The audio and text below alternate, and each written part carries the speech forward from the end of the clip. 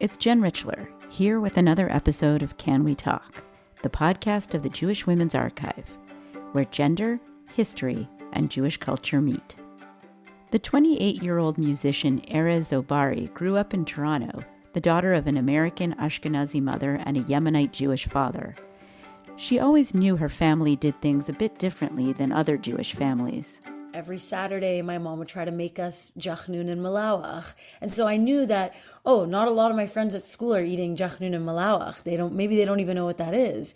Even on Friday nights, like having my dad recite the bracha, it wasn't just Baruch atah Adonai Eloheinu, it was Baruch atah Adonai Eloheinu melech haolam. Like, it always was different, and I knew it was different, but I always felt proud of it when it was in the comfort of my home. But outside the home, she didn't talk much about her Yemenite identity, including in her music. Over the past few years, she's made a name for herself with soulful, upbeat R&B pop songs that look at themes like coming of age and relationships. For her next project, she wanted to explore her identity and heritage. With the help of a grant from the Canadian government, Erez traveled to Israel to spend a few weeks learning from Yemenite elders in her family and from prominent Yemenite musicians. The result is her new album, Erez, a collection of songs that draws on her family's stories of life in Yemen and Israel.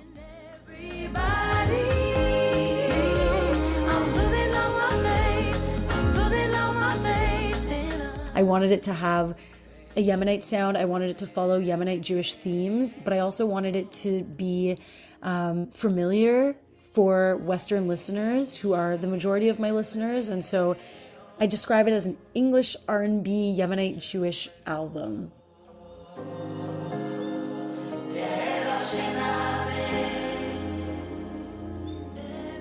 I'm choosing humanity.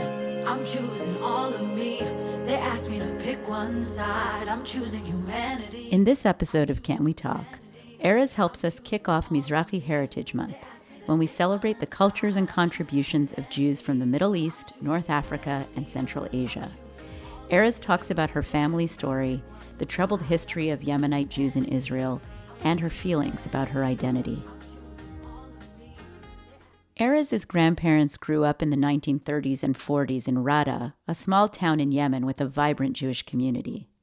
Like most people in Rada, their families were poor. They lived in small, multi-generational houses, with animals taking up the bottom floor. The men spent most of their time studying Torah and earning a modest living, while the women ran the household. Erez's grandmother, Bracha, remembers that when she went to fetch water from the well as a child, she and the other Jews had to wait until all the Muslims had gone first. They knew they were second-class citizens.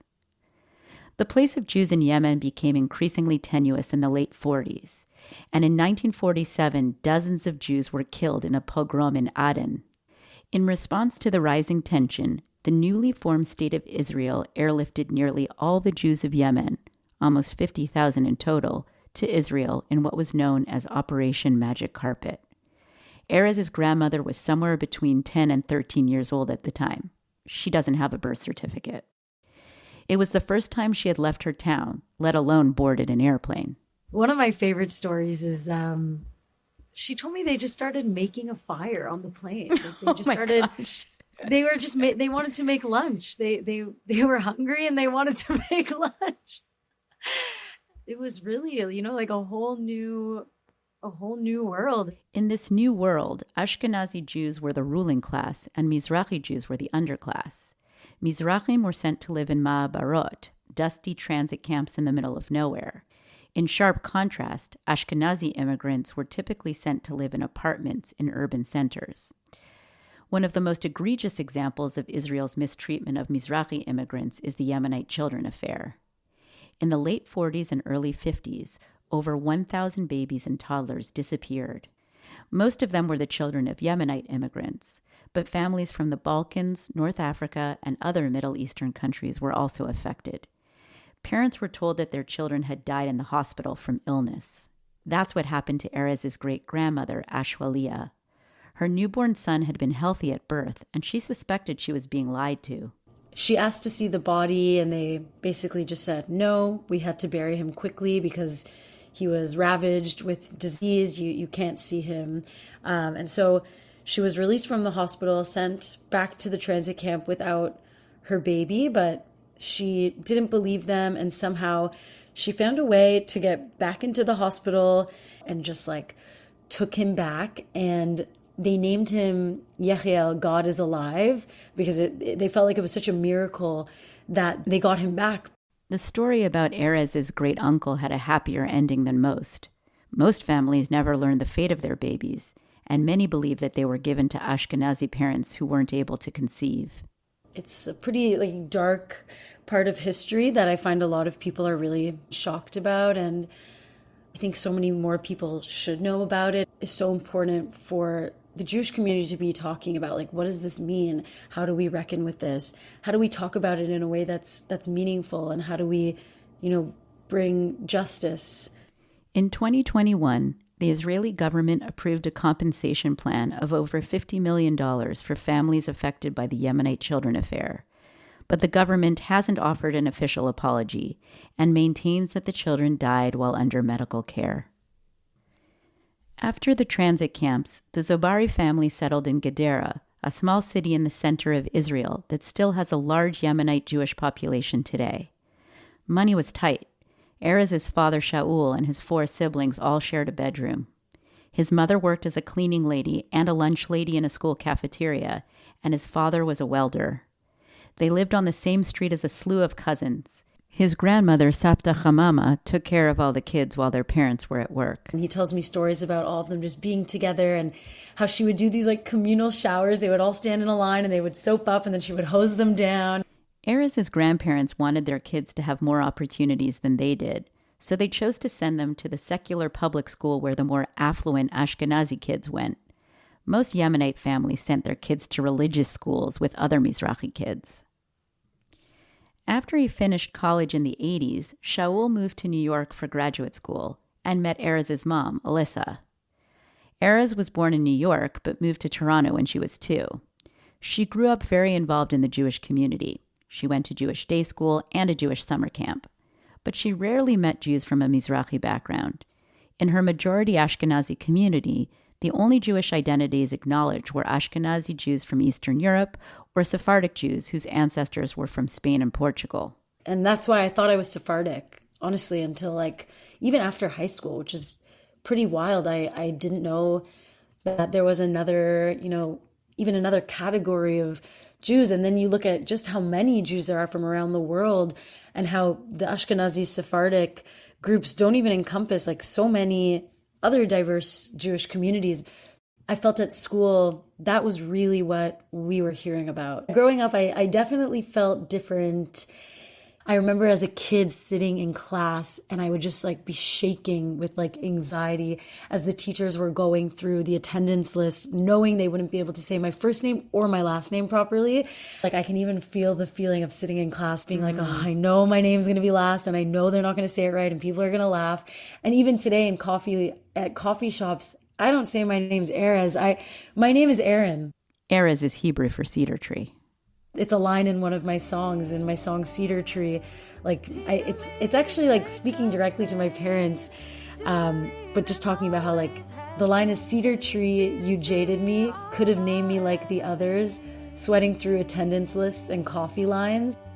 Cedar tree, you jaded me, could have named me like the others, sweating through attendance lists and coffee lines. Seems to me the only way to find my voice is off the stage, listening to every word except for mine. It taught me to be strong. Erez means cedar tree in Hebrew, which is a tree that is a symbol of strength and courage and stability and groundedness. And so I wrote this song, Cedar Tree, all about the protection that my name has given me in so many ways. It really, I've been able to, especially as I get older, just really settle into it and have so much pride in it. And and get so much strength from it, but then also recognizing how, in a way, it's jaded me, and it does come with all of these feelings of being different and wishing I was more similar to other people. So you have this album coming out that includes songs that are really inspired by your family's story and your Yemenite identity. Can we talk about a couple of songs that are like especially connected to your family's story? So one of them is Safta. Can you say a little bit about that song? Yeah, absolutely. So my Safta is just like one of the funniest women. She lets everything just slide off her back. She's so loving. She's really the glue of the family. She says whatever's on her mind. Very strong-willed woman. And I wanted to write this song about how I see her as this like amazing, blessed, holy woman who is the glue of the family, but also just like how real she is. I see her sitting on her porch, hiding from her neighbors, laughing to herself, teeth out on the table. She always has like her fake teeth out. She's always hiding from her neighbors because she's like, you know, kind of an introvert. And, you know, the second it's 8 p.m., she's going to watch her soap operas. It really just was an ode to her and how much she endured in her life. She worked so hard for her kids, did whatever she could to, you know, get them to a level in their life where they are successful and highly educated, and just all the sacrifices she had to make. She wasn't able to graduate school because she had to start working as a cleaning lady as a teenager, and just thinking about how positive she has remained her whole life. She's just one of the coolest women I know. I love you. أحبش أنا يعني أنا أحبك أحبش أحبش איך אומרים בית? בית? איך אומרים משפחה?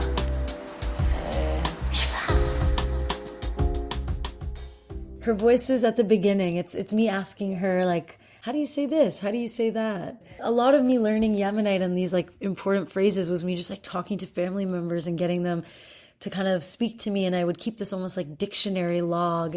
And then what about the song Henna? Yeah, Henna is one of my favorite songs on the album. It really was born out of asking my grandmother to sing some of the traditional Yemenite songs that she remembered from Yemen. And the one that she kept coming back to was this song that was talking about women getting married off in Yemen, which they were often very young. I think her mother was married at 12 or 13. And it's kind of this song pleading to the parents, like, don't sell me off like a cow. Don't sell me off like a sheep. يما ويابا ومسخكم تبيعوني بيع البقر والغنم وانا بخلوني. I thought it was so wild. Like, I knew that this existed in Yemen, and I know that this still exists in certain places in the world, but it felt so far away from what her life was like. She was able to choose her husband, and what even my life was like. I'm able to choose who I want to be with and who my partner is. And so I wrote this song about, you know, the strong women like her and the other strong women in my life who were able to kind of change the path from not having a choice to now having a choice, being able to choose who we're with. Well, I'm not losing sleep, wondering if my love is free. We're not counting sheep, dancing a song she used to sing to me. Do you see any connection between the themes in this new album and some of the work by other Yemenite Jewish women? You know, you've talked about the writer Erez Zobary or the Yemenite Israeli female band Awa and the theme of resistance in their work. How do you see resistance in their work? And is there something of the same thing happening in your music? I think it's hard to show up as your full self and create art, which is such an intimate practice and really like exposes your soul in a society that doesn't value your culture and your identity. So I do see Yemenite artists, especially those that were making music early on in Israeli society. I really do see it as an act of covert resistance. You know, they were sharing their art, sharing their heritage in a society that saw them as, naive and lesser than. Even the artists that are doing it today in Israel that are maintaining these traditional practices, I see that also as a form of covert resistance, because they're saying, we're embracing modernity, but we're not letting go of the past. We know where we came from. We're proud of it. We're not ashamed. We don't want to just, blend in with what's modern and with what's cool. We want to maintain our family's tradition. And I think that is so beautiful. And I think you need both covert and you need, overt resistance, because when you have a group of people that are not being treated equally in a society, like the Mizrahi Jews, there were groups that were very influential in changing policies and changing laws, like the Black Panthers in Israel. I feel like a lot of people don't know that there were Black Panthers in Israel that were fighting for Mizrahi rights and freedoms. And I see the Black Panthers and the Yemenite musicians at the time, I see them as doing very similar work, just in very different ways. They're both fighting for recognition. They're both fighting for an honoring of their people, of their culture. They're both fighting for people to see that there is value and beauty in their communities. And I think, coming out with this album today, I don't necessarily see this album as covert resistance, but what I do see this album as is an invitation for both Jewish people and non-Jewish people to see that Jews are so diverse. We come from so many different places, and there is uniqueness to each of our heritages, which are often mixed. And I hope people listen to this album and see the beauty in my family, and that we're strong and that we're resilient.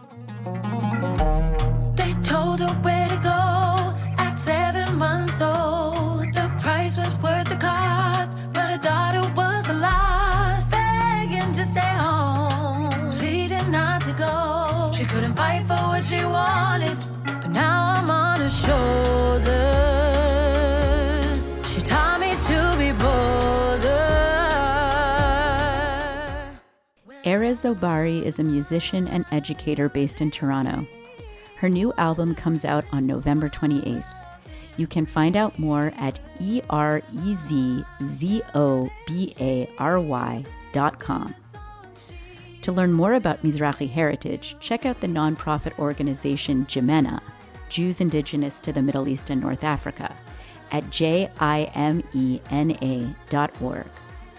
You can listen to our episode about Jimena and all our other episodes at jwa.org/canwetalk or on your favorite podcast app. Thank you for listening to Can We Talk, the podcast of the Jewish Women's Archive. Our team includes Nahani Rouse and Judith Rosenbaum. Our theme music is by Girls in Trouble. You also heard Faith, Cedar Tree, Safta, and Henna by Erez Zobary. I'm Jen Richler. Until next time.